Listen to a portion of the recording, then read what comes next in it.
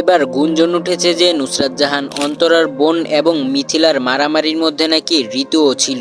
সবাই কমেন্টে বলতেছে যে ঋতুও নাকি সেই ঝামেলায় ছিল। তো এই গুঞ্জনটা কতটুকু সত্যি এবং রাকিব হোসেনের বোন ঋতু হোসেন সেই ঝামেলার মধ্যে কি আদৌ ছিল কিনা, এবং কিছু মানুষ এই মেয়েটাকে ঋতু হোসেন বলে চালিয়ে দিচ্ছে। তো আসলে কি এই মেয়েটি ঋতু হোসেন কিনা এবং তাদের ঝামেলার মধ্যে সত্যি কি ঋতু হোসেন ছিল কিনা তা কিন্তু আপনাদেরকে আজকের এই ভিডিওতে আমরা জানাবো। তো মূল ভিডিওটি শুরু করার আগে ভিডিওতে একটি লাইক করে চ্যানেলটি সাবস্ক্রাইব করে ফেলুন।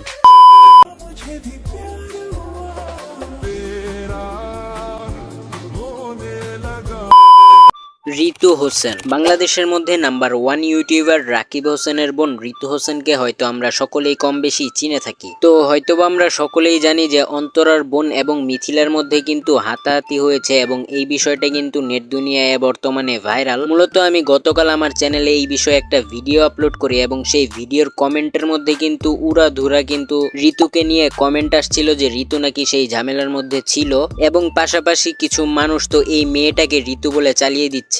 মূলত এটা ঋতু হোসেন নয় এবং ঋতু হোসেন কিন্তু সেই ঝামেলার মধ্যেও ছিল না। আর আপনারা শুধু শুধু এই মেয়েটাকে ঋতু হোসেন ভেবে টিম রাকিবকে বদনাম করছেন। মূলত এক কথায় বলতে গেলে কিন্তু এখানে টিম রাকিব হোসেনের কোনো দোষ নেই। মারামারি হয়েছে, ঝগড়া হয়েছে কিন্তু অন্তরার ফ্যামিলির সাথে, আর এই মেয়েটির সঙ্গে কিন্তু ঋতু হোসেনের চেহারার কোনো মিলও নেই। আবার অনেকেই বলছে যে সেই ঝামেলার মধ্যে কিনা অন্তরাও ছিল। মূলত অন্তরা কিন্তু মোটেও সেই ঝামেলার মধ্যে ছিল না, তার ফ্যামিলির সঙ্গে কিন্তু এই ঝামেলাটা হয়েছে, মানে সানজিদার মার সঙ্গে হয়েছে।